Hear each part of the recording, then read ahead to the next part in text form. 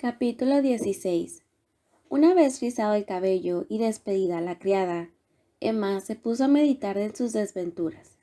La verdad es que todo había salido mal. Todos sus planes deshechos, todas sus esperanzas frustradas. ¿Y de qué modo? ¡Qué golpe para Harriet! Eso era lo peor de todo. Todas las circunstancias de aquella cuestión eran penosas y humillantes por un motivo u otro.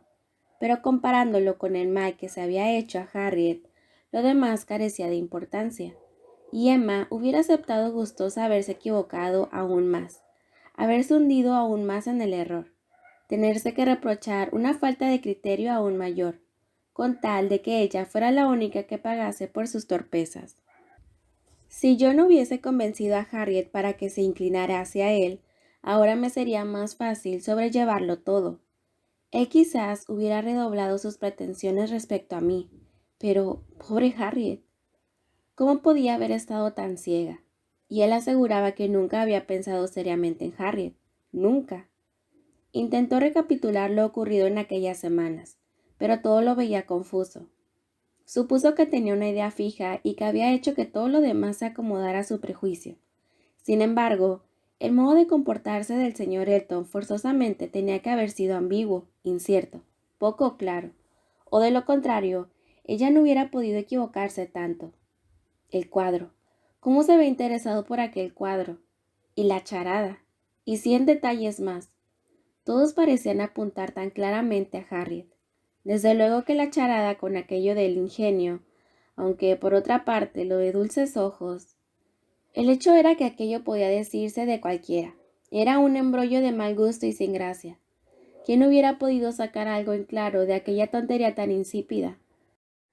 Claro está que a menudo, sobre todo últimamente, Emma había notado que sus modales para con ella eran innecesariamente galantes, pero la había considerado como una rareza suya, como una de sus exageraciones, una muestra más de su falta de tacto, de buen gusto, una prueba más de que él no siempre había alternado con la mejor sociedad, que a pesar de lo cortés de su trato, a veces ignoraba lo que era la verdadera distinción.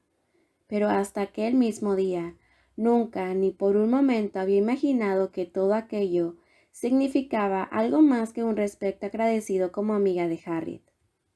Debía al señor John Knightley el primer vislumbre de la verdadera situación, la primera noticia de que aquello era posible.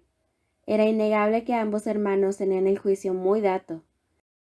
Recordaba lo que el señor Knightley le había dicho en cierta ocasión acerca del señor Elton, la prudencia que le había aconsejado, la seguridad que tenía de que el señor Elton no renunciaría a una boda ventajosa.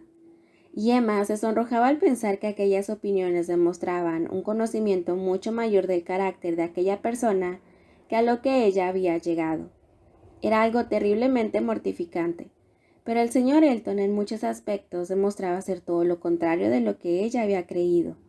Orgulloso, arrogante, lleno de vanidad, muy convencido de sus propias excelencias y muy poco preocupado por los sentimientos de los demás. Contrariamente a lo que suele ocurrir, el señor Elton, al querer rendir homenaje a Emma, había perdido toda estimación ante los ojos de la joven. Su declaración de amor y sus proposiciones no le sirvieron de nada. Ella no se sintió halagada por esta predilección, y sus pretensiones le ofendieron. El señor Elton quería hacer una boda ventajosa, y tenía el atrevimiento de poner los ojos en ella, de fingir que estaba enamorado. Pero de lo que estaba totalmente segura es de que su decepción no sería muy profunda, ni había por qué preocuparse por ella. Ni en sus palabras ni en su manera de actuar había verdadero afecto.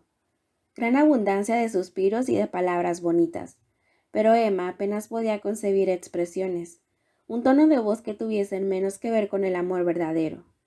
No tenía por qué preocuparse por compadecerle. Lo único que él quería era medrar y enriquecerse, y si la señorita Woodhouse de Hartfield, la heredera de 30,000 libras anuales de renta, no era tan fácil de conseguir como él había imaginado, no tardaría en probar fortuna con otra joven que solo tuviera 20 o 10,000. Pero que él hablara de que Emma la había alentado, que le supiera enterada de sus intenciones, aceptando sus deferencias, en resumen, consintiendo en casarse con él, Eso significaba que creía que ambos eran iguales en posición y en inteligencia, que miraba por encima del hombro a su amiga, distinguiendo cuidadosamente entre las categorías sociales que estaban por debajo de la suya, y que era tan ciego para todo lo que estaba por encima de él como para imaginarse que poner los ojos en ella no era ningún atrevimiento excesivo. En fin, era algo indignante.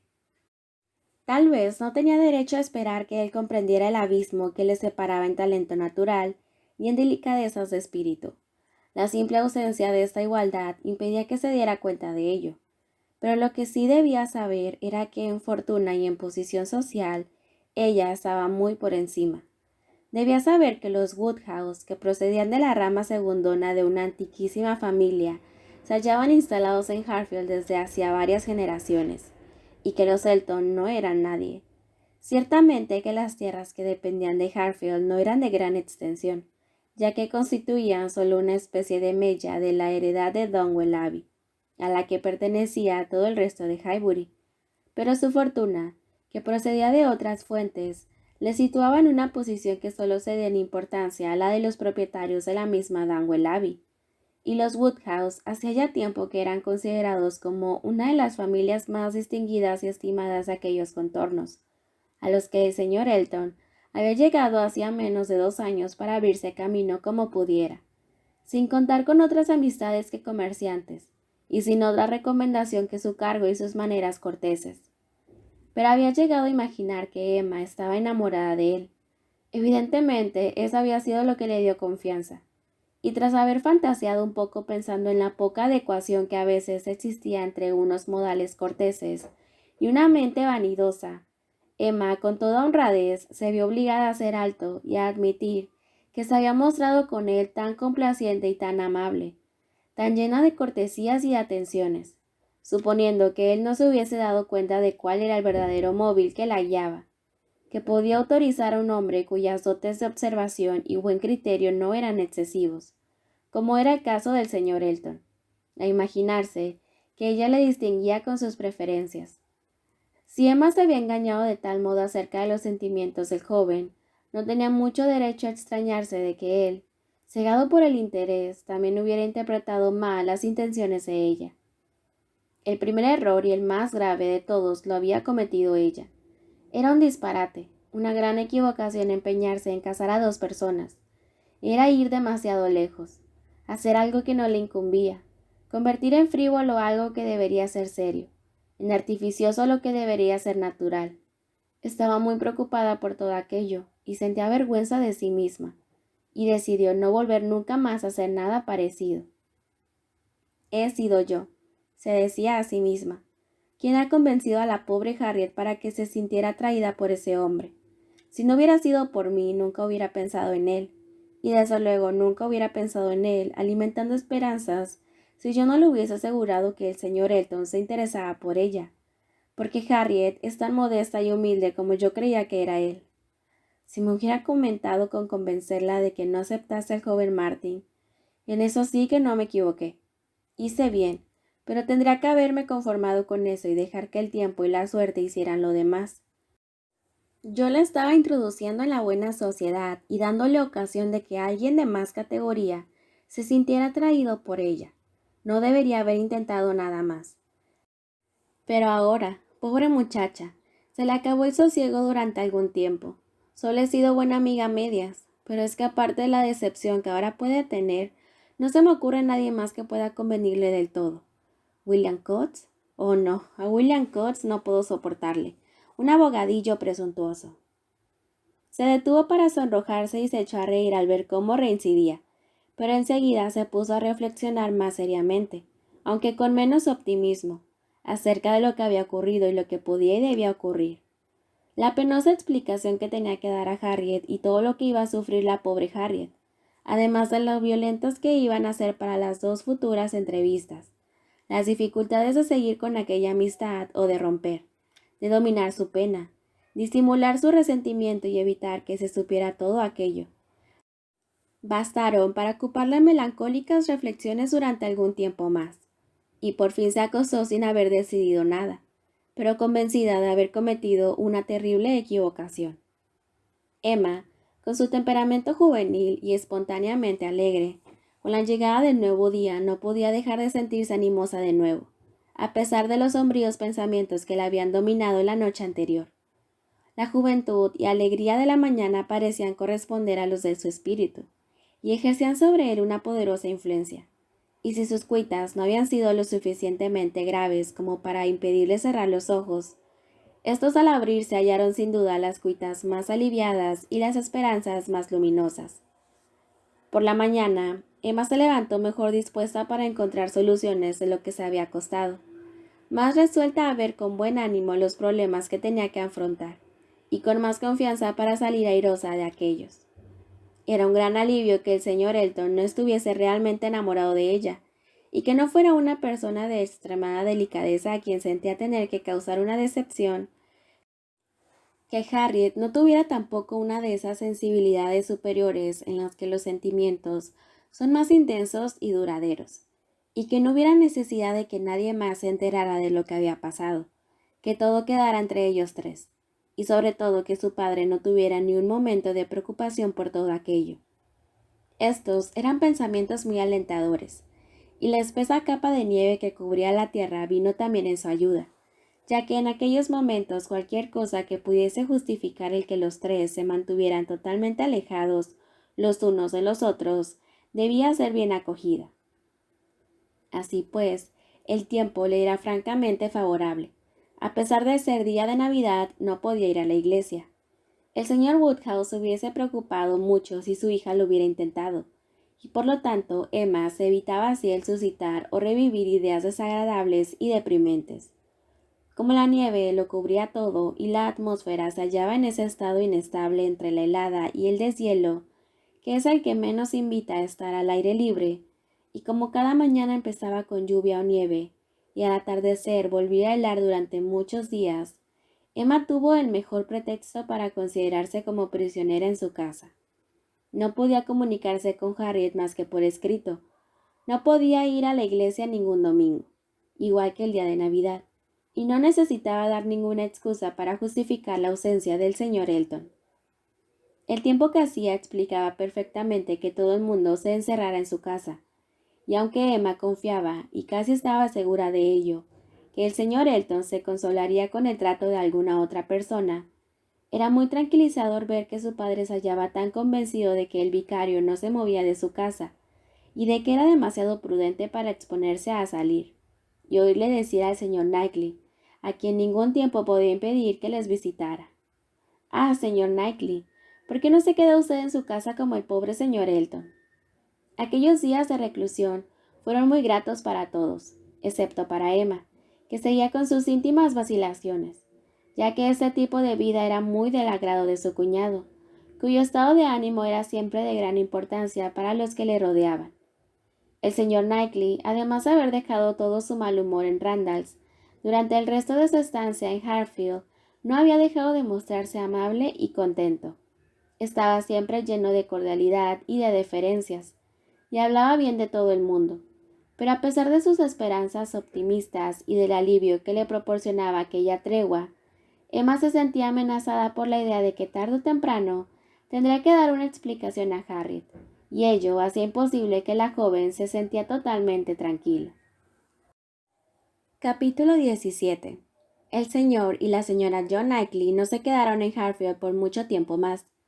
El tiempo no tardó en mejorar lo suficiente para que pudieran irse los que tenían que hacerlo, y el señor Woodhouse, como de costumbre, después de haber intentado convencer a su hija para que se quedara con todos los niños, tuvo que ver partir a toda la familia, y volver sus lamentaciones sobre el destino de la pobre Isabela que se pasaba la vida rodeada de personas a quienes adoraba, ensalzando sus virtudes y sin ver ninguno de sus defectos, y siempre inocentemente atareada. Podía considerarse como un verdadero modelo de felicidad femenina. Al atardecer del mismo día en que ellos se fueron, llegó una nota del señor Elton para el señor Woodhouse, una larga, cortés y ceremoniosa nota, en la cual, en medio de los mayores cumplidos, el señor Elton anunciaba que al día siguiente por la mañana se proponía salir de Highbury para dirigirse a Bath, en donde, correspondiendo a las reiteradas invitaciones de unos amigos, se había comprometido a pasar unas cuantas semanas, y lamentaba infinitamente que, debido a una serie de circunstancias derivadas del mal tiempo y de sus ocupaciones, le fuera imposible despedirse personalmente del señor Woodhouse, de cuyas amables atenciones guardaría siempre un grato recuerdo, y en caso de que el señor Woodhouse tuviera algún encargo que darle, lo cumpliría con mucho gusto. Emma tuvo una agradabilísima sorpresa. La ausencia del señor Elton precisamente en aquellos días era lo mejor que hubiera podido desear. Le quedó agradecida por habérsele ocurrido la idea de marcharse, pero lo que ya no le parecía tan bien era el modo en que anunciaba su partida. No podía haber mostrado su resentimiento de un modo más claro que limitándose a ser cortés para con su padre, sin citarla a ella para nada. Ni siquiera la mencionaba en los cumplidos con que empezaba la carta. Su nombre no aparecía por ninguna parte, y todo ello implicaba un cambio de actitud tan acusado, y la despedida, llena de amables frases de gratitud, respiraba tal énfasis que al principio Emma pensó que no dejaría de despertar sospechas en su padre. Y sin embargo no fue así. Su padre estaba demasiado absorto por la sorpresa que le produjo un viaje tan inesperado, y por sus temores de que el señor Elton no pudiese llegar sano y salvo, y no encontró extraño el tono de la carta, que por otra parte les fue muy útil, ya que les proporcionó un nuevo tema de reflexión y conversación durante todo el resto de aquella solitaria velada. El señor Woodhouse hablaba de sus temores, mientras que Emma, con su habitual solicitud, hacía todo lo posible por desvanecerlos. Emma decidió por fin informar a Harriet de lo ocurrido. Según sus noticias, ya casi se había recuperado del todo de su resfriado, y era preferible que tuviera el mayor tiempo posible para rehacerse de su otro mal antes de que regresara el señor Elton. Así pues, al día siguiente se dirigió a casa de la señora Goddard para tener aquella penosa y necesaria explicación. Era forzoso que fuera un momento difícil. Tenía que destruir todas las esperanzas que ella misma había estado alimentando con tanto afán, mostrarse en el ingrato papel de la que había sido preferida, y reconocer que se había equivocado totalmente, y que todas sus ideas sobre aquella cuestión habían sido erróneas, como todas sus observaciones, todas sus convicciones, todos los augurios que ella había hecho durante las últimas 6 semanas.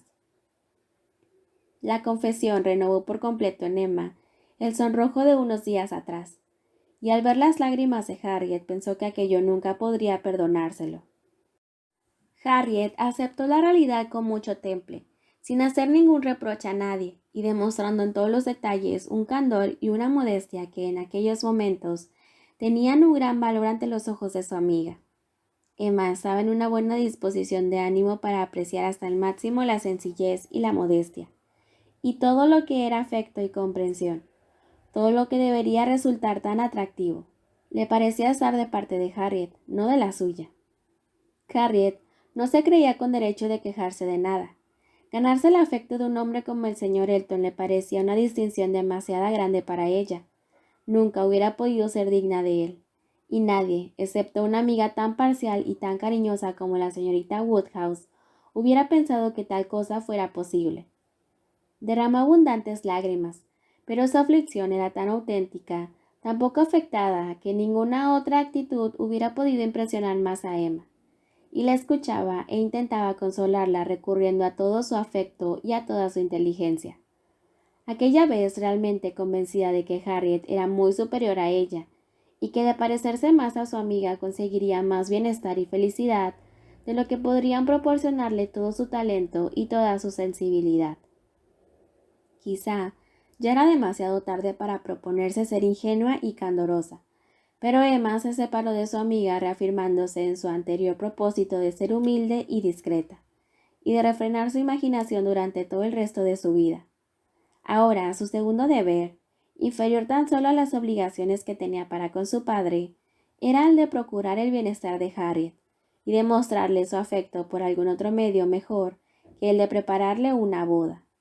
Se la llevó a Hartfield, dándole continuas pruebas de su cariño y esforzándose por distraerla, y hacer que se divirtiese, y valiéndose de la conversación y de la lectura para apartar de sus pensamientos al señor Elton.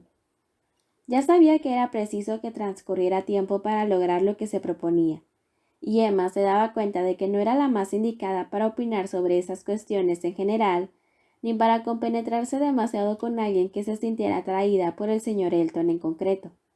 Pero le parecía lógico pensar que a la edad de Harriet, y una vez extinguida toda esperanza para cuando regresara el señor Elton, podía haberse llegado ya a un cierto estado de serenidad que permitiera a ambos volver a encontrarse en la común rutina de la amistad, sin ningún peligro de delatar sus sentimientos ni de acrecentarlos. Harriet le consideraba como un hombre totalmente perfecto y seguía sosteniendo que no podía existir nadie que pudiera compararse, ni física ni moralmente, con él. Y la verdad es que demostraba estar mucho más enamorada de lo que Emma había previsto. Pero a pesar de todo le parecía una cosa tan natural, tan inevitable tener que luchar contra una inclinación no correspondida en aquella clase, que no suponía que pudiera seguir siendo tan intensa durante mucho más tiempo. Si el señor Elton a su regreso manifestaba su indiferencia de un modo evidente e inequívoco, como Emma no dudaba que tendría interés en hacer, no creía que Harriet siguiese empeñada en cifrar su felicidad en verle o recordarle. El hecho de que los tres estuvieran tan arraigados, tan profundamente arraigados en el mismo lugar, era un mal para todos y cada uno de ellos. Ninguno de los tres podía cambiar de residencia, ni cabía otra posibilidad de elección en el trato social. Era inevitable que se encontraran unos con otros, y tenían que componérselas como pudieran. Harriet, además, tenía poca suerte por el ambiente que había entre sus compañeras del pensionado de la señora Goddard, ya que el señor Elton era objeto de adoración por parte de todas las maestras y alumnas mayores de la escuela, y Hartfield era el único lugar en donde podía tener ocasión de oír hablar de él, con fría serenidad o con crudo realismo. Donde se había producido la herida, allí debía ser curada, si es que era posible. Y Emma se daba cuenta de que hasta que no viese a su amiga en vías de curación, no podría recuperar la verdadera paz.